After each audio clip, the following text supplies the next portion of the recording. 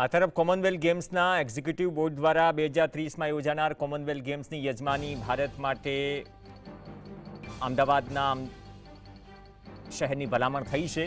હવે આ પ્રસ્તાવને કોમનવેલ્થ ગેમ્સ સભ્યપદ સમક્ષ રજૂ કરાશે. ત્યારબાદ ગ્લાસગોમાં 26 નવેમ્બરે જે કોમનવેલ્થ ગેમ્સની મહાસભા મળવાની છે, એટલે એક્ઝિક્યુટિવ કમિટીની બેઠક મળશે, તેમાં અંતિમ નિર્ણય લેવાશે.